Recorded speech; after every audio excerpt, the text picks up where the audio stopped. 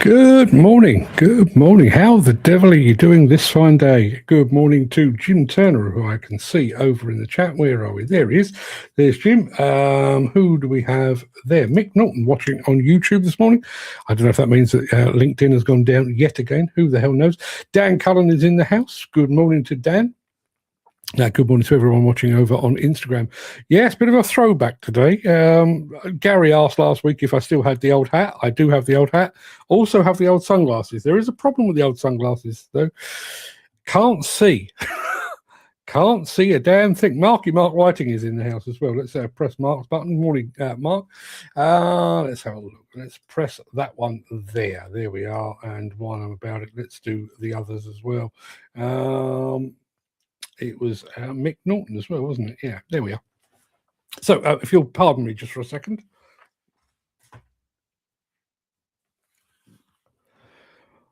And then suddenly you all appeared. Good morning, everyone. I dug out the hat and I thought, no, it doesn't look quite right without the sunglasses. So yeah, how was everyone's weekend? Hope you all had a good time. Hope you all caught up on a bit of sleep, a bit of rest, a bit of recuperation. I'd love to say that I did, but that's not strictly true. But no, listen, glad to be back. Glad to be back. We've got a whole heap of stuff to get through today. Morning Monologue talking about the budget and cost overruns, or the budget and time overruns, should I say, on UK major construction projects or civil engineering projects. When I started to research it, I thought it was bad. Having researched it, it's way worse than I thought. It's quite staggering, actually. We've got a whole bunch of new videos for you, including a couple of brand spanking new excavators. One from Liebherr at the top end of the business, one from Hyundai at the middle, and then another one a bit further down the line from Develon. So loads and loads to bring you today. So stick around if you have the time and the inclination. Without further ado, how about we get the show underway? I'm going to roll the intro and get this show on the road just as soon as I can find my intro, which looks like this.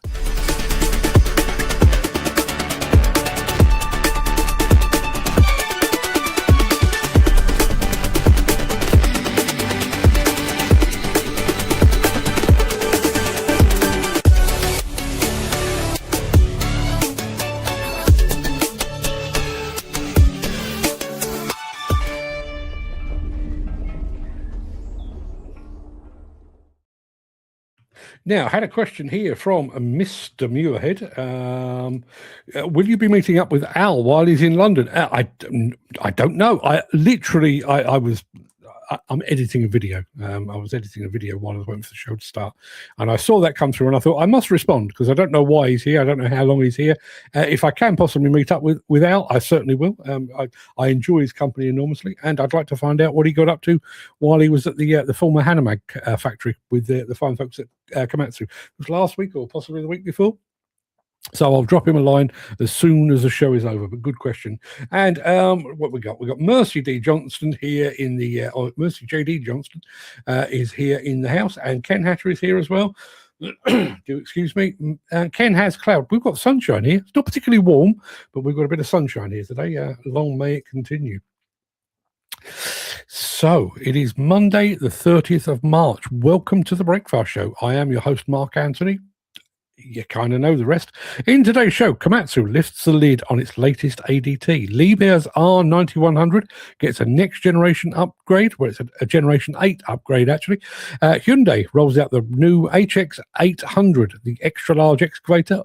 They say it's extra large, but it's not as large as the R9100, but that's a whole other story. And Develon offers a glimpse of the future with its latest excavators as well. Plus, in today's edition of Mark's Morning Monologue, the lies we tell ourselves why the UK is seemingly incapable of completing a major project on time and on budget. And I'll tell you now, the figures will curl your toes and possibly your hair. I can't even begin to tell you just how deep a hole we've managed to get ourselves into through our weird procurement practices and our weird way of actually pricing work. We'll get to all of that. We will get to all of that. But first of all, let's have a bit of Caterpillar, which is always a good appetizer before we get into the main meal of Komatsu. Here we go.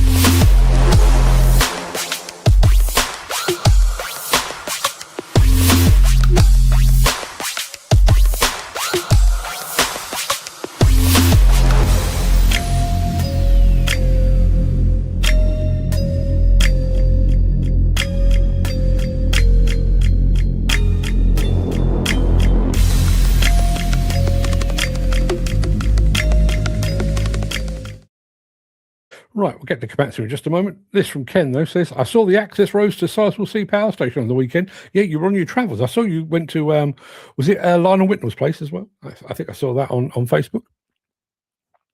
Anyway, let's get back onto the main crux of the show. Komatsu, new ADTs, what's not to love? Hi, I'm Bruce Babel, Director of Product and Service at Komatsu. I'm excited to show you what we have here today at Con Expo. Our new HM460-6 articulated truck is designed with direct customer feedback. It features a powerful 518 horsepower DBA 127 EGR-less engine, a Komatsu 9-speed transmission for improved hill climbing ability while hauling a 46 short ton payload. These all work together to move more material more efficiently. It also introduces a next-generation traction control system, including cross-axle differential locks and automatic wheel braking of wheels that slip, transferring powers to the other wheels, helping maintain control in challenging ground conditions. In the cab, operators will notice improved visibility, intuitive controls, and enhanced comfort for long shifts. We also have an all-new heated and cooled seat that is highly adjustable and comfortable. With our new 4-post cab, visibility is excellent. The operator blind spots are improved by 43%. Come take a closer look at West Hall. We're looking forward to seeing you.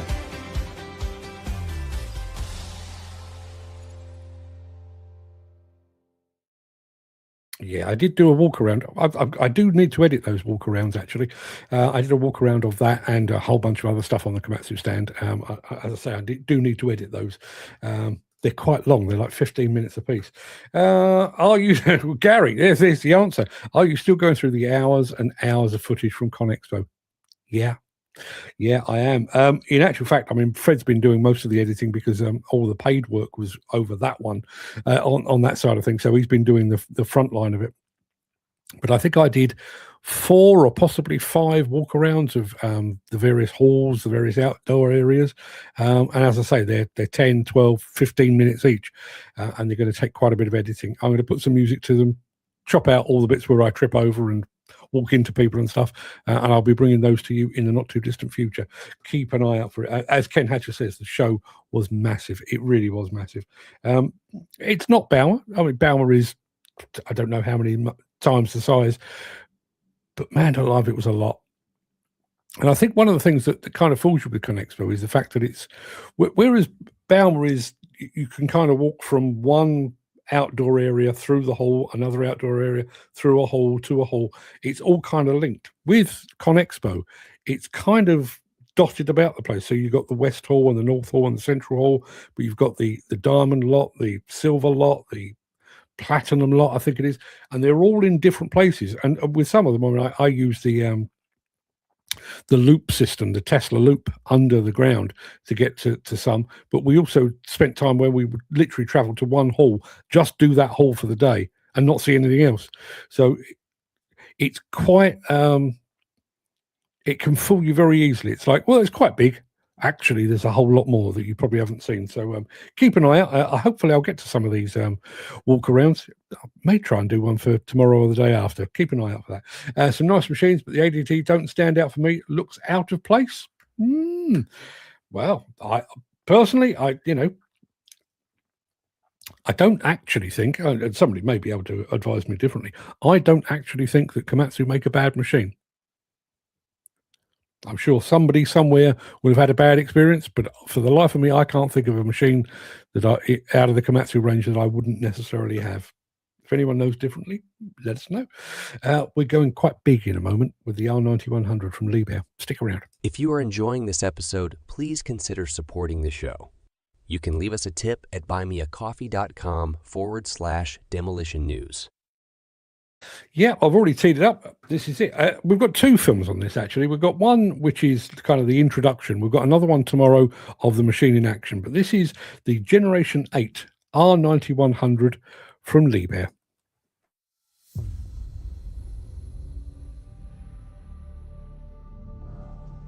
Every day is a chance to grow, learn, and shape the future.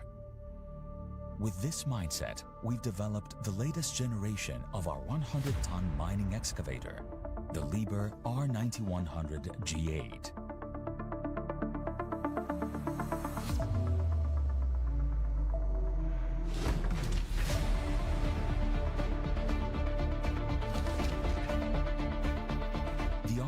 9100 G8 keeps everything miners loved about its predecessor. But our engineers went even further, blending innovation and intelligence to redefine efficiency. With our revolutionary Liebherr power efficiency system, the R9100 G8 saves up to 100,000 liters of fuel each year, because every liter matters. IMU sensors integrated throughout the machine enhance hydraulic control, minimize wear, and elevate operator comfort, all while maximizing machine uptime.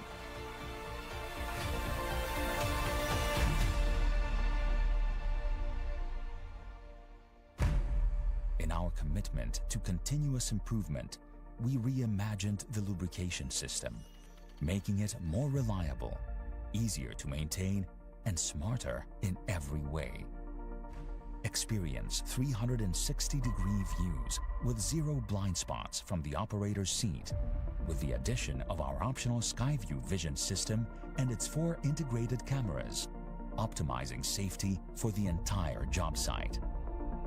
With the new machine's compatibility with cutting-edge IO-Mine technology, it's possible to harness the power of real-time data sharing, visualization tools, and remote diagnostics to deliver exceptional operational efficiency. Forged by Liebherr expertise and powered by innovation, the R9100 G8 stands as the new benchmark in 100-ton mining excellence.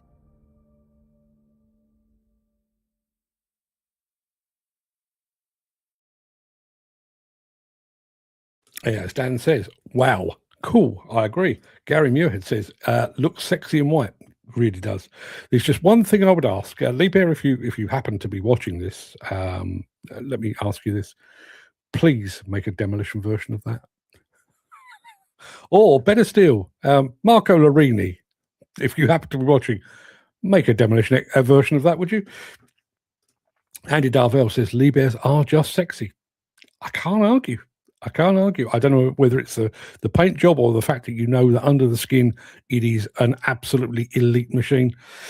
Just the dog's doodads. They talk about the safety camera system, but then drop it into the conversation that it's an option. Yeah, that is a constant frustration for me. That is, and unfortunately, I don't actually hold the manufacturers themselves responsible for that. I think that's the way the market is dictated. It's a supply and demand thing. I think if the industry, the wider industry, i.e. contractors, plant hirers, and so on, were really committed to safety, we would be demanding these things as a matter of course rather than as an option. And I think the manufacturers would be more than happy to supply them. But as it stands at the moment, there's a lot of people that don't want those because of the additional cost, which, you know, seems awfully short-sighted to me, because the cost of somebody being injured or worse still killed is going to be a whole lot more. Contractors of the world, unite, get behind safety, and manufacturers encourage them to do so, would you? We're going Hyundai in a second. They've got something new excavator-wise as well after this. Since the finance bill came into effect in April, the construction industry has seen a surge of fuel thefts. The rising cost of living has placed an additional risk of theft by employees and contractors, as well as opportunistic thieves. By using diesel dye and placing warnings of its use, you are sending a clear message that this is your fuel.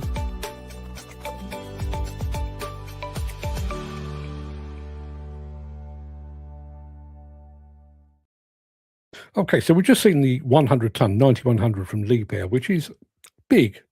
The one I'm about to show you is a bit smaller, but Hyundai call it an extra large excavator. Go figure.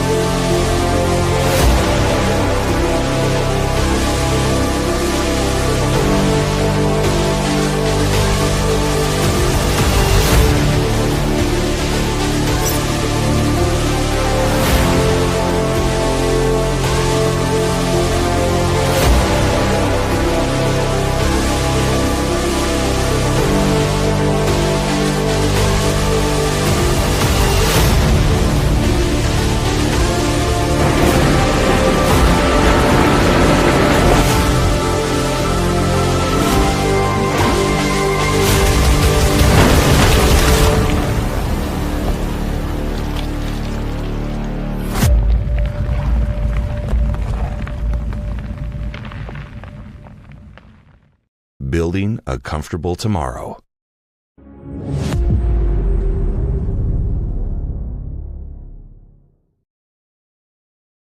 Yeah, Ken Hatcher says that's big as well. Not quite as big as the 9100, but big nonetheless. Neil Bruce is back in our midst, all the way from New Zealand. How are you doing, mate? Good to have you back in our midst. It's been a minute or two. Dan Cullen saying, I'm not entirely sure where he's going with this. I'm actually not surprised that no one has tried converting a mining shovel into a demo spec for the likes of high rises or power stations. They have. 6030, 6150, all been converted into high rich machines. Gary says, have you seen the price hike on fuel prices at the pump over the weekend? I passed a petrol station on the way home on Friday and it was 178.9 per litre. Came back on Sunday, it was 189.9 per litre. Yeah, it's thanks, Donald, with your fucking warmongering. Just so we get distracted from you possibly being a bit of a fiddler. Chris Falls says, morning gang, who forgot to put the clock forward in the machine this morning? I'm going to guess you, Chris. I'm going to guess it was you. Threw me completely yesterday because I think most people, you rely on these things for your time. And I've got an Apple Watch which updates automatically. Got in the car yesterday to go off to get myself a new pair of trousers. What the hell? Have I got time to spare? No, it turns out the car doesn't update itself. Looks okay, but I wouldn't suit it as it's Hyundai, says Dan Cullen. My wee van was £72 to fill last week. This week, £83. Shocking. Yeah. $3.50 a litre for diesel here in New Zealand. Now, what money do you use in New Zealand? Are you on shekels or groats or something like that? I don't know. I've never been. If anyone knows what weird currency the New Zealanders use, I don't know. Do they trade Kiwis? I genuinely don't know. I'm so worldly, it's unbelievable. We've got one more. Yeah, we've got one more video to bring you, and that is another new excavator, believe it or not, after this.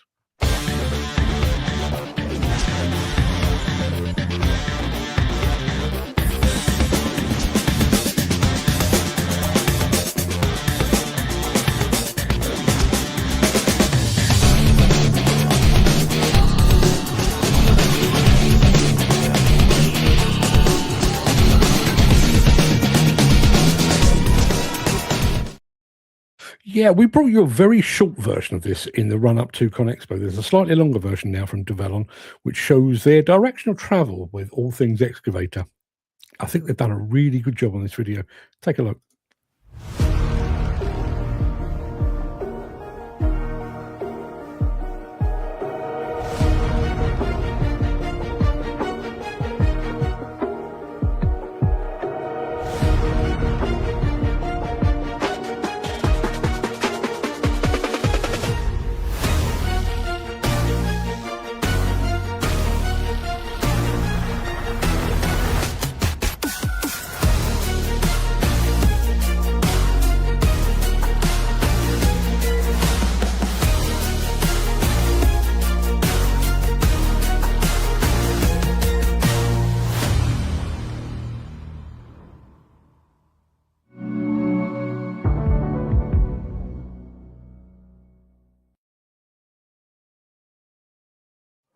Yeah, apparently the New Zealanders use sticks and stones as currency.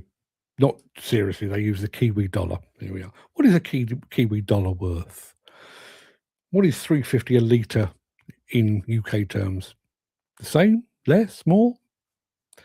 I wish I had the power to convert while I was speaking, but I don't. So let's crack on, shall we? It is that time. That's about it for the main part of this morning's show. I'm going to roll the outro in just a second before leaping gazelle-like over into my morning monologue. If you can't stick around for that, please stay safe. Please. It's not a lot to ask. Please stay safe. Look after yourself, your family, your friends and your colleagues. I hope to see you again very soon. Back tomorrow, 10 a.m. But if you do have the time and the inclination, I'll be back in just a moment to really, really, really upset you. after this.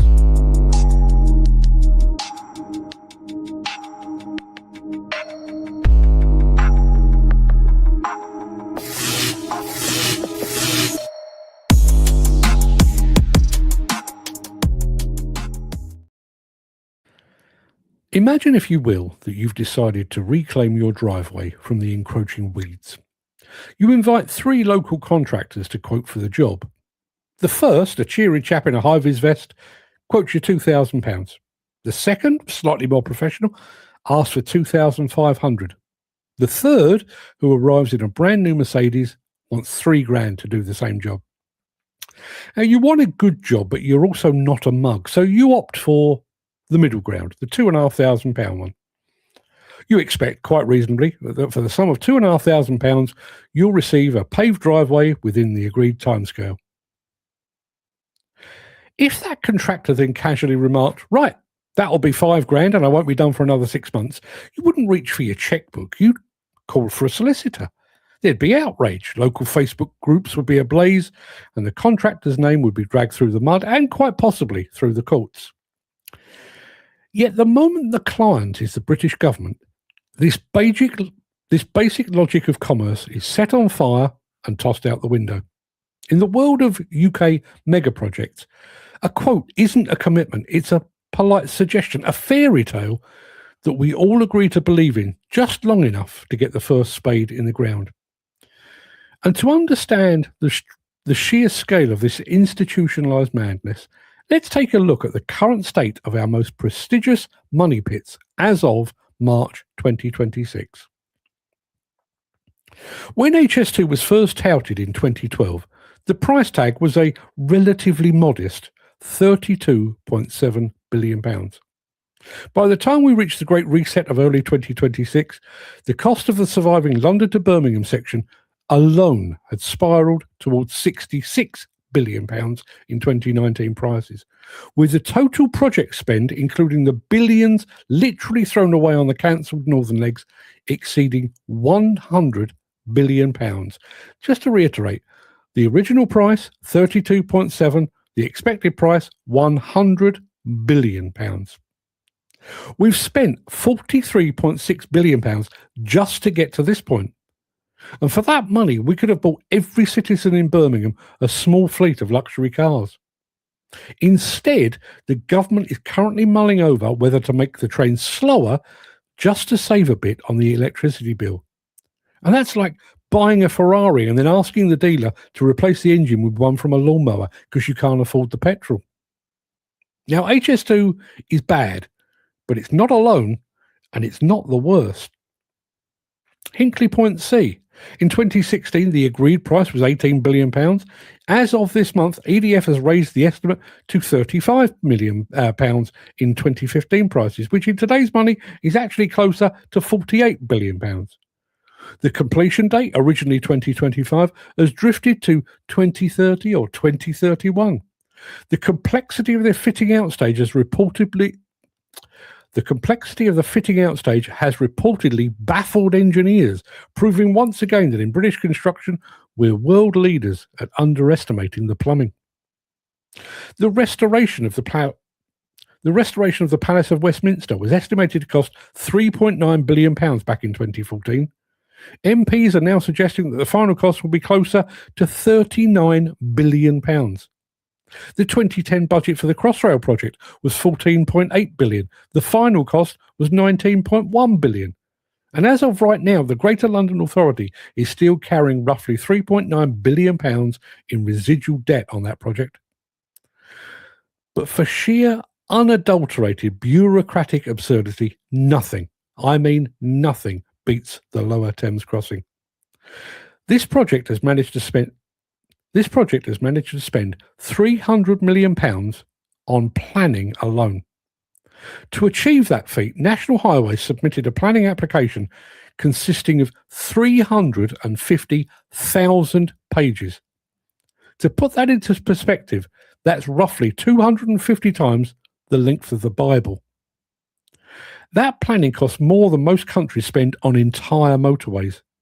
Because we're so terrified of legal challenges, we over-engineer the paperwork until the project becomes a zombie, technically alive but moving at the speed of a tectonic plate. The cost per mile is now roughly £573 million. So why does this keep happening? The Treasury apparently has a fancy term for it. Optimism bias, they call it. The Green Book, the government's Bible for spending, actually requires officials to add a percentage to every quote to account for the fact that they are, by nature, delusional.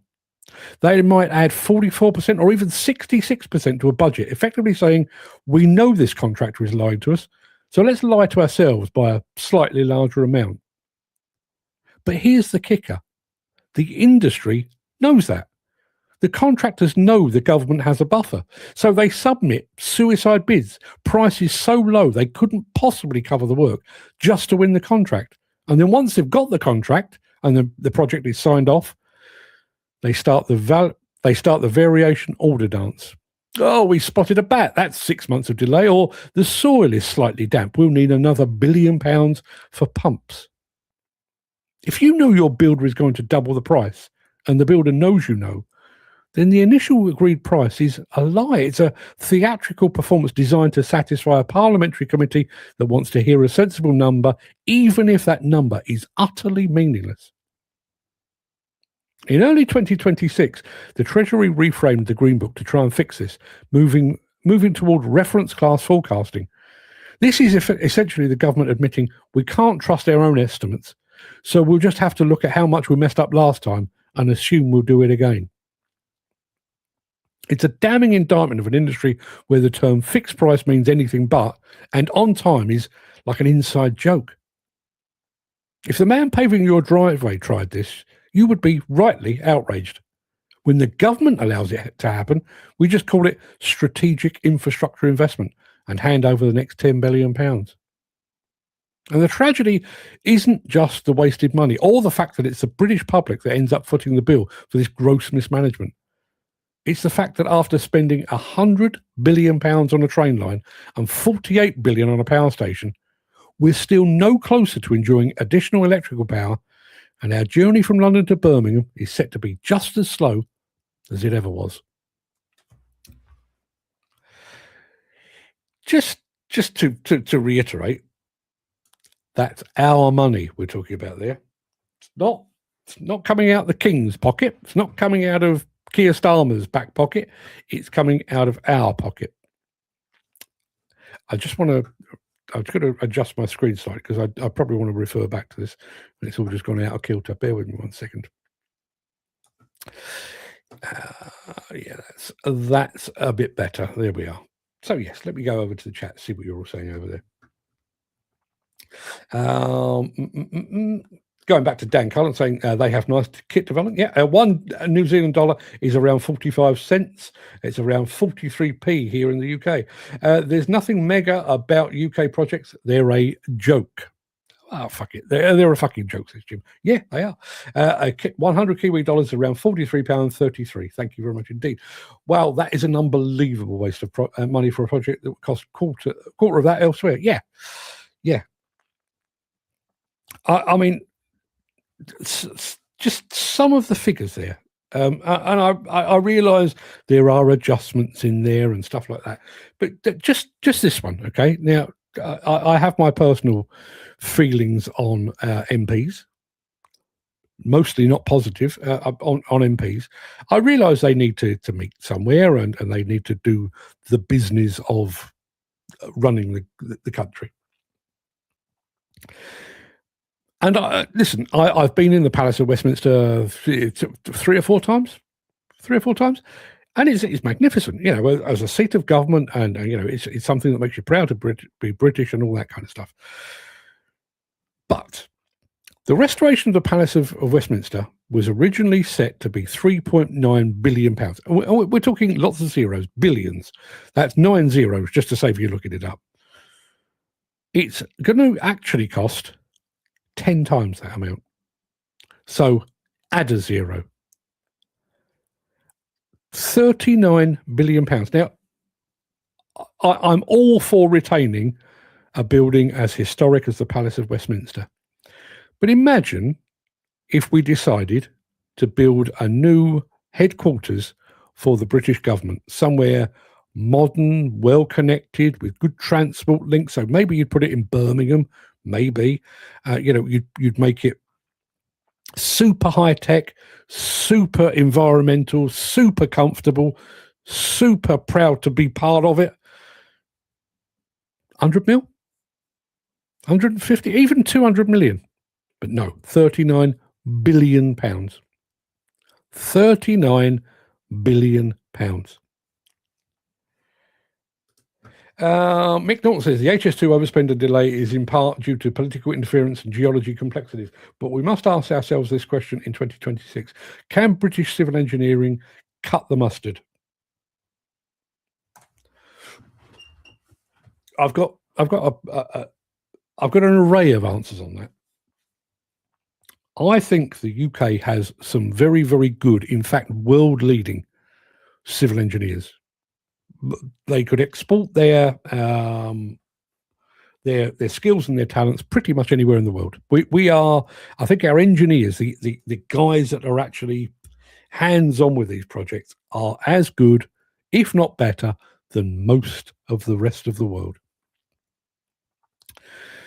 But this procurement business, I mean, seriously, the planning document for Lower Thames Crossing, 350,000 pages.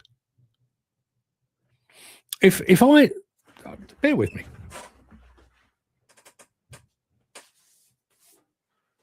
I've done this completely at random, right? This is just the first book I got hold of my bookshelf. There you are. It is Muhammad Ali, a memoir by Michael Parkinson. Okay. Now, bearing in mind, Muhammad Ali, one of the most iconic iconic people of the previous century. Okay. An absolute megastar, an incredible life, from poverty to world champion, being kicked out of his own sport because he refused to fight in Vietnam, becoming a global icon, all of those things, right? So this book, let me have a quick gander. To sum up the life of somebody as important took 226 pages. The planning for the Lower Thames Crossing, 350,000 pages. If somebody can advise me how that makes any sense, and I realise that £300 million to spend on planning is preposterous in the first place. But when we've done that, when the people behind this have put that planning together, how many people within government are expected to read, digest, process and respond to that? It's not one person. If you gave one person 350,000 pages to read and to digest, they'd be there for the next 2 years.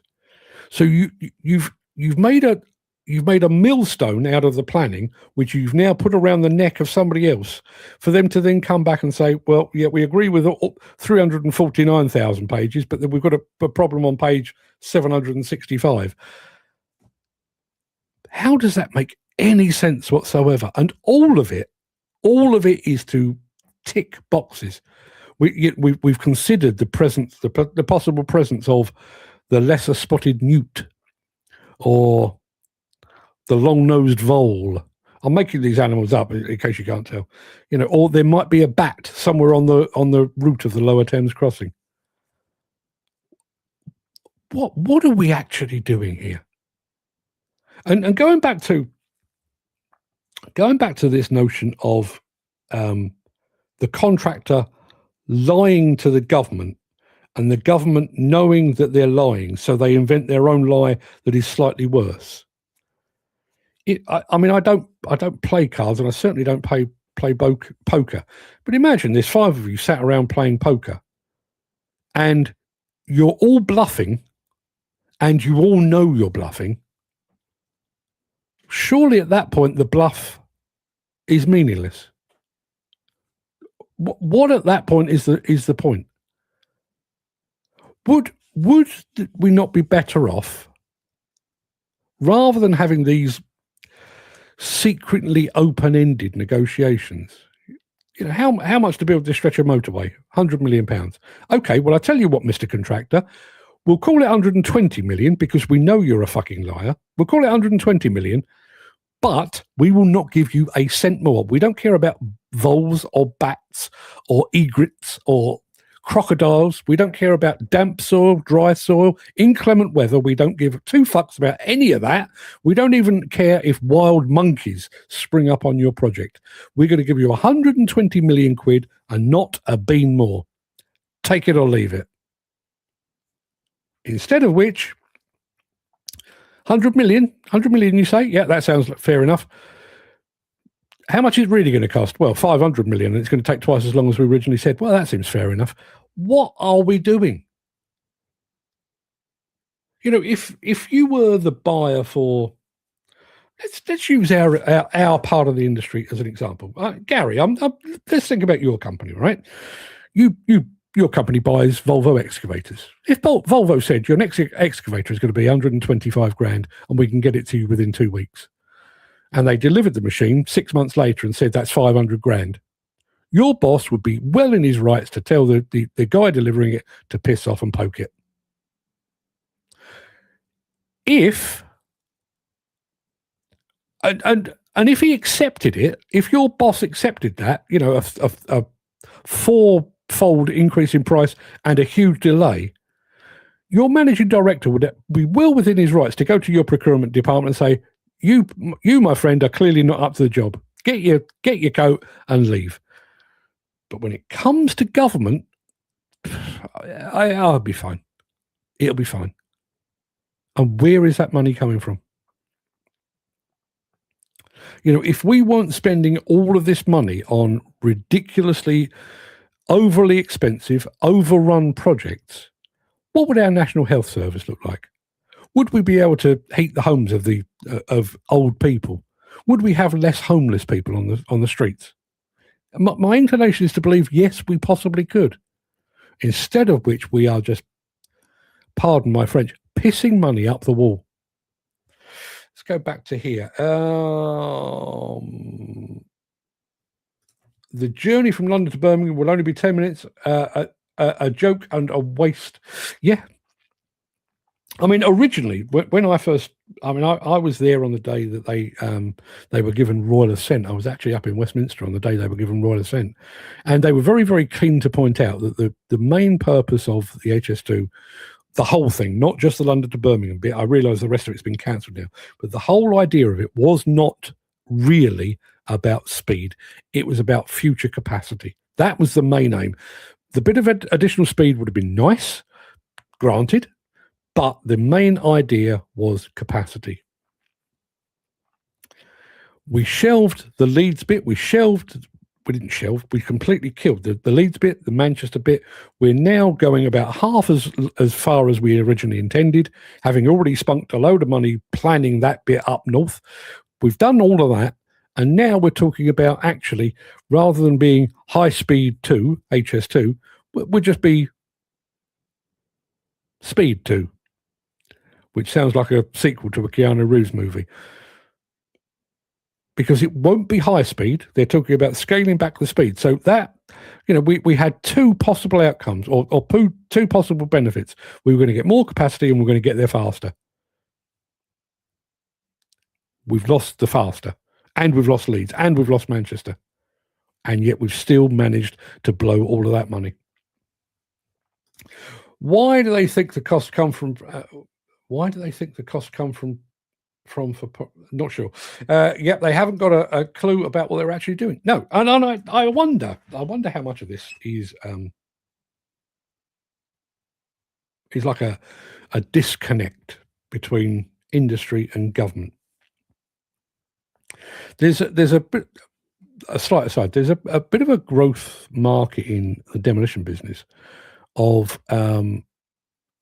demolition consultants basically acting as a conduit between the construction industry, sort of house builders and that kind of thing, and the demolition industry, because demolition doesn't particularly understand the specific needs of building and construction and house building.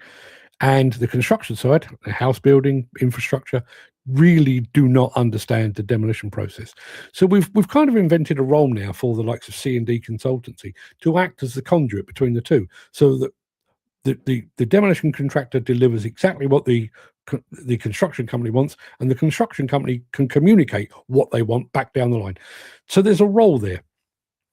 That role doesn't exist between industry and government. I know we've got Construction Leadership Council, who frankly aren't worth a bloody light as far as I can see. Who in government, particularly those in charge of the nation's purse strings, who among them really, really understands construction and the challenges that it brings and the nature of the business? You know, from the guy doing your plumbing to relaying your driveway, to building your extension, to doing your loft conversion, we know how building works. How much would it be? Well, we do it for $2,000. Now, materials have gone up in price. Any chance of another 500 quid? We know that. Does anyone in government know that?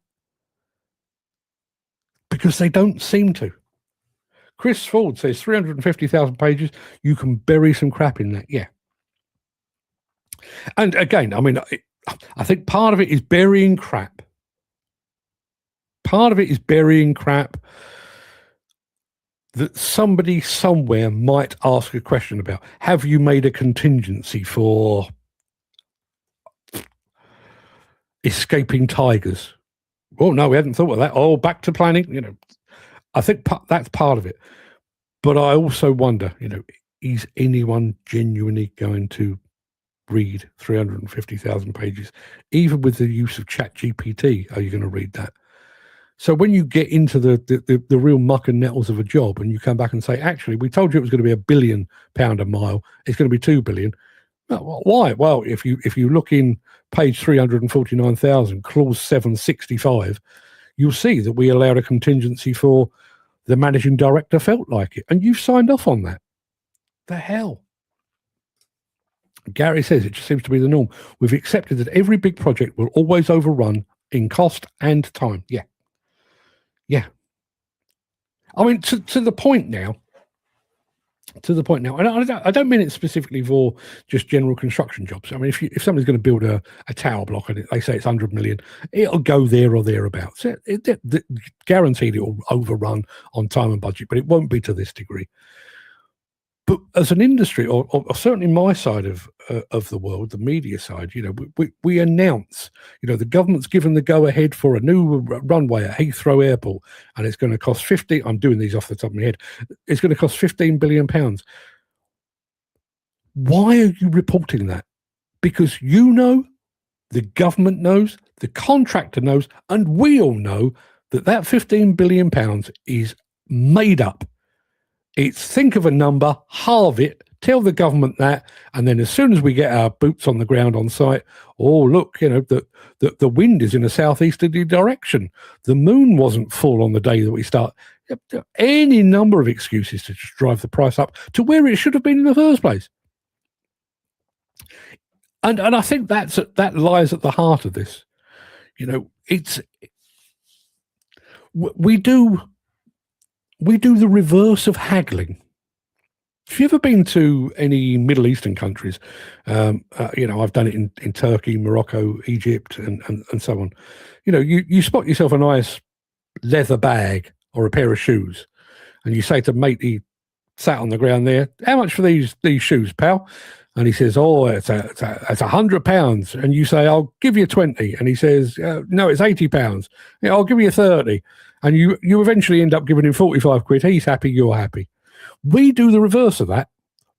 We tell somebody, how much are these shoes? They're 10 quid. Oh, fantastic. Here's 10 quid. No, I need another 90. What are we doing? And bearing in mind, it's not just the costs that escalate. Every time these things slip or there's a new excuse for not delivering on time, that we require government time and consultancy time and legal time and engineering time to update the whole thing. Here's a cost. It's more than that. But now because it's more than that, we've got to spend even more to bring things up to date.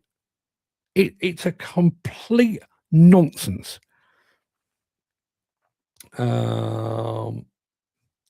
How the fuck did we get to 350,000 pages? I have no idea. I mean, I genuinely cannot imagine if that's 226, right? How big? I mean, I can't even. Oh, is that what 350,000 pages looks like? There might be a stray salmon on the Thames. Oh my God, salmon would throw the thing into disarray. We've spotted a salmon, the first one in 15 years, despite the fact that the water companies are pumping shit into our waterways and charging us for it. We've spotted a salmon. Oh, we'll have to rewrite the whole plan. We'll have to have a salmon lift to allow them to venture upstream to their spawning ground. What on earth are we talking about here? The 114 million pound. Oh, excuse me. The 114 million pound bat tunnel. I'll come back to that. Was on the HS2 design choice, not forced by environmental law. No. Now, first of all, let me reiterate. When Mick says the 114 million pound bat tunnel, he's not talking about a new home for Bruce Wayne here. We're talking about our little furry flying creatures. And basically, to get that project over the line and to satisfy the environmentalists, someone somewhere has said, we will create a bat tunnel.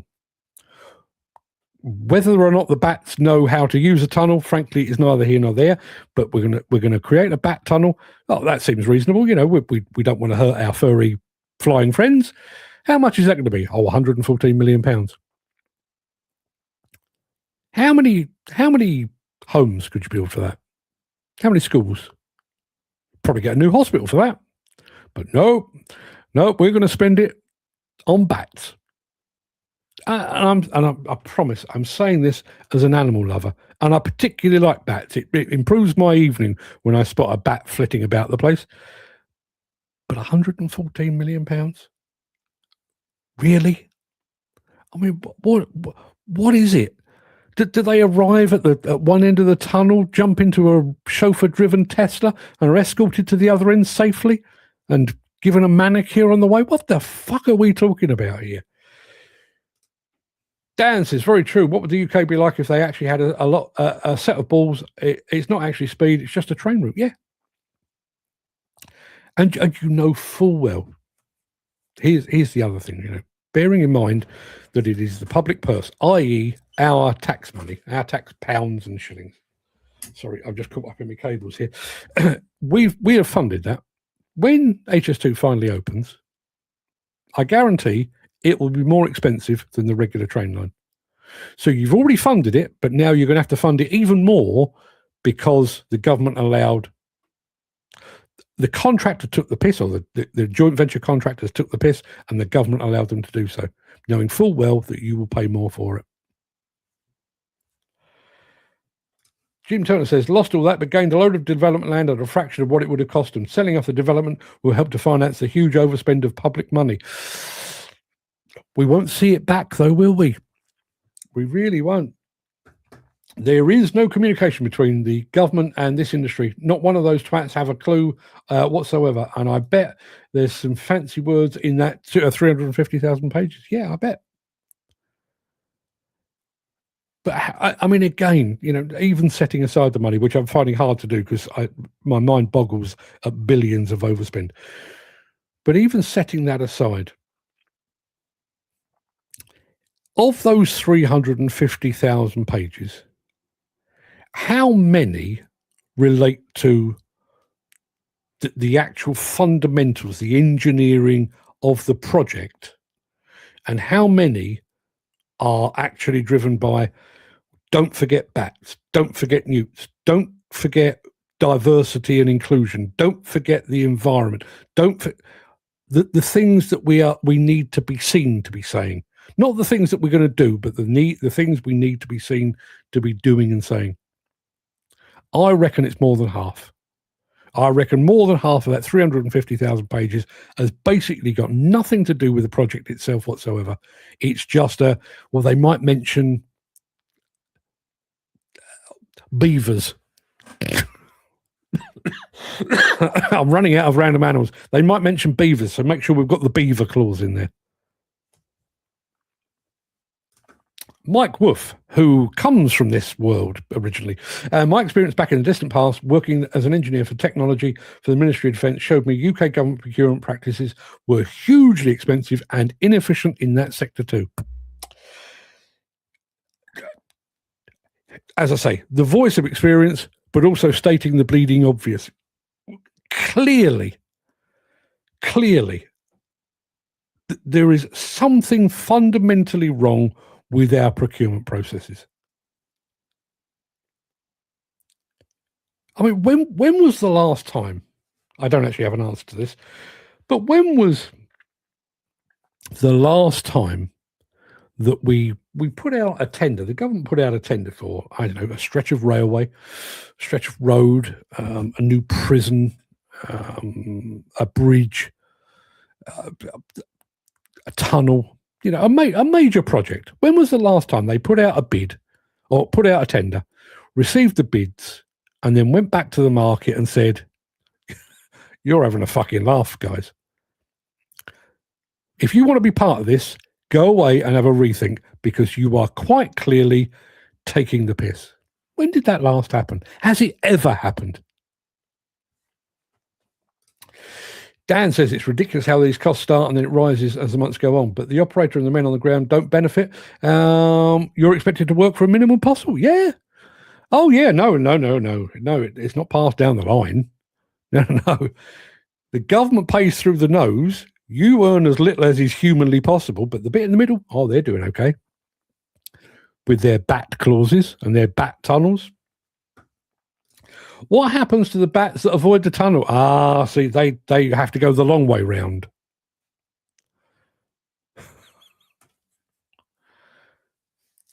As I say, I'm coming at this as an animal lover. I do genuinely love animals. I don't want any harm coming to animals. But bearing in mind, right,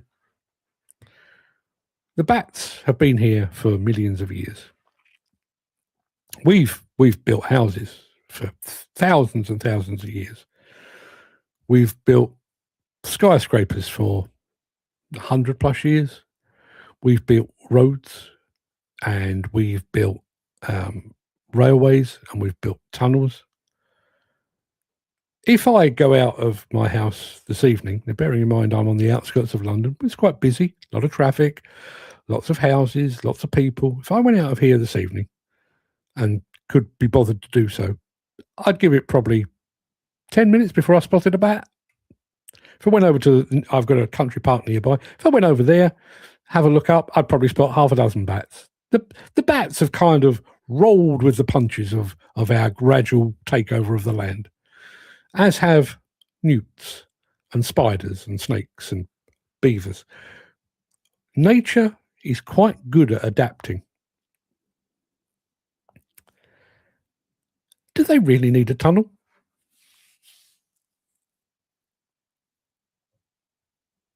Or is this, I'm really going off at a tangent here. You know when somebody says something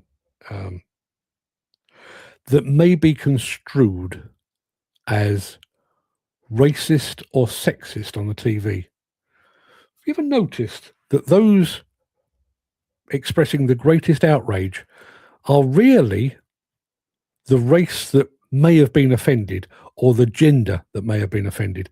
It's generally somebody else. If a comedian on the TV cracks a joke that is not racist but on the edges thereof, it's unlikely to be the black community, the brown community, the Muslim community complaining about it. It's more likely to be liberal white people. Are we doing the same with bats? are we expressing outrage on behalf of bats? And is that outrage representative of what the bats really believe? What the fuck am I going on about? I mean, you know, if a bat encounters a tree, it'll fly around. If a bat encounters a house, it'll fly around. You know, bats. I'm not going all David Attenborough here, but they've got that old sonar business, haven't they? You know, that as far as navigation is concerned, in terms of flight, they're pretty well equipped. You know, we're only just catching on to accident avoidance systems. The bats have had it for millions of years. They can fly around stuff. But oh no, we have to build them a tunnel. Now, as I say, I know bats can roost. That's what they do. They roost. I do know they roost in caves in some parts of the world. I fully understand that. But the average bat, he's flying along, minding his own business, munching the occasional insect on the wing, thinking about where his next bug is going to come from. And he comes to the entrance of a tunnel. Does he think, oh, that looks sketchy? Or does he say, this has clearly been built for me. Look, it's bat friendly. I shall fly through here without a moment's hesitation. My feeling is some of them, probably most of them, are going to go, that looks sketchy. That looks like the kind of place that a bat might get mugged. I'll fly around. £114 million on a bat tunnel. Dan says the bat house in Gloucester, 2015, cost £60,000 on the A417. Only 2 bats in it. So to be clear, we've spent 30 grand per bat. Yeah. 30 grand. Oh, no. Yeah, 30 grand per bat. They're quite pricey bats, those, aren't they? And just in case there are any bats watching, listening, sorry, I've just remembered how bats work. If there are any bats listening, you have a friend in me. I love you with all my heart. I don't want any harm to come to you. But if you're a 30 grand bat, you clearly have ideas above you. You are the Kim Kardashian of the bat world. You serve no real purpose, but you're costing us a fortune. Sorry, bats. Sorry, Kim. I'm also an animal lover. I also like meat, says bat meat. See, that's the way to solve it. I realised we had possibly a sketchy outcome with that in 2020 with Wuhan and stuff. But, would it not be better to just start eating the bats rather than building £114 million tunnels for them? I'm just saying. I'm just proposing it. I'm not going to go and do it. The bats haven't used the tunnel yet. They're still waiting for the first class lounge to open. Yeah. Well, at 30 grand each, the bats are going on the Orient Express, aren't they? What the hell? Nevertheless, on HSC, as I don't see it sufficient enough as its costs and time, no difference. Indeed. Jim Turner says, no, it won't cover the overspend, but it means the government has shafted the taxpayer as well as shafting the landowners too. Just to create work, the money could have gone to the massive list of things we actually need. Hospitals, schools, road repairs, prisons, reservoirs, hydroelectric power, hydrogen generation, bridges to reduce road miles, river work to reduce flooding. These projects would create a much wider range of employment for our industry. Yes, they would. Will the bats get heated seats and complimentary blood bags? For 30 grand each, I would sincerely hope so. I would sincerely hope so. You imagine you open the tunnel after about a year and there's a couple of bats sat in there on little golden thrones, puffing on a big Cuban cigar. Damn humans. Suckers. Yeah. The A417 went from 450 million to 500 million. By comparison to some of these others, that actually sounds quite reasonable. That's how mad this is. The project was supposed to be 450 million. It only ended up at 500 million. They managed to cook up £50 million out of thin air And we, as an industry, as a nation, say, well, that seems fair, because compared to the restoration of the Palace of Westminster, originally estimated at, I'm going to do this again because I'm still struggling to get my head around it, estimated to cost £3.9 billion when it was first mooted back in 2014. It's now expected to cost closer to £39 billion. Now, it was originally estimated 3.9 billion 12 years ago. It's currently estimated to be 39 billion. How much will it be by the time it's finished? 40? 50? How long? How long is a piece of string? Have a great day, lads. And now this is a monologue to remember, Mark. Thank you very much indeed. With a wider range of trades to cover, with a wider range of trades cover in various projects would mean more varied apprenticeships would be created. Yeah. See, you make a good point there. You make a very valid point there, Jim. And listen, I've not read. You'll be surprised to learn that I haven't read the 350,000 pages of planning application for the Lower Thames Crossing. But while we're making allowances for bats and voles and newts and beavers and monkeys and stuff, what about the humans? Is there a chapter in there about the number of apprenticeships that will be created, the number of jobs that will be created, the amount of additional training that will be required, where that training is going to come from, how that training is going to be funded? As Jim has rightly said there, the diversity, and I don't mean in terms of gender and race. I'm talking about the diversity of skills that will be required. Or do we just say, oh, we're satisfied that the bats, the newts, and the toads and the beavers will be okay. We realise it's an open-ended checkbook. We'll crack on. We don't appear to have enough people. And bearing in mind, some of these projects are in planning for years, sometimes decades. Here's another point, going back to the restoration of the Palace of Westminster. Estimated at 3.9 billion, likely to cost more than 39 billion pounds. How much of that is regular construction? My guess is not a great deal. You're going to have people, that are trained in stonemasonry and gold leaf application and Lord alone knows what else. Real oldie worldy type skills. So the Palace of Westminster, when it's finished, will look better. I'm sure it will be better equipped. It will have cost a fortune, but that has made. I would hazard a guess that has not made a huge amount of impact on recruitment within the industry or reusable recruitment. We might have to bring in a few gold leaf experts from overseas to apply their gold leaf to some of the statues and stuff like that. But when that's over and done with, they're going to go back home. That's not actually widened our skills base in the industry at all. Dan says, see you tomorrow. Stay safe and happy. And according to Dan, the A417, only 5.5 miles. What were you doing? Why didn't you read the 350,000 pages? I've made a start. I've got to be honest with you, Dan. I'm waiting for the movie to come out. I'm a visual learner. I'm waiting until they turn it into a 75-hour movie epic, and then I'll sit down and Jesus, can you imagine? We clearly need an HS2 press conference where the bats can answer questions. Yeah.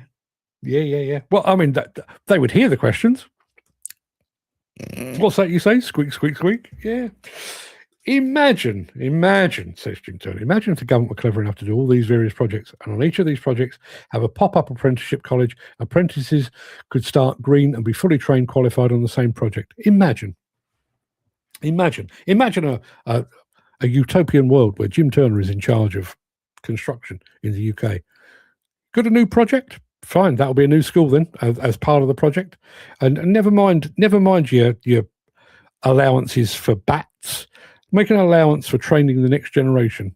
And when this project is gone, we expect you to, or when this project is done, we expect you to employ at least some of them, and then send the rest out into the industry to share their knowledge there. No, we our focus, as is often the case, is on the beavers. You can insert your own joke there. Please feel free. Yeah. Think about that. And we get uptight about the fact that we have homeless people sleeping on our streets, and we get uptight about the possible impact of migrants coming into the country. Or they're going to be an additional strain on the NHS. Well, if we weren't saying that the restoration of the Palace of Westminster was going to be 3.9 billion and actually spending 39 billion, a few more migrants wouldn't really make a lot of difference. We could house every single homeless person, every single military veteran. We could house them free of charge, without batting an eyelid. But no.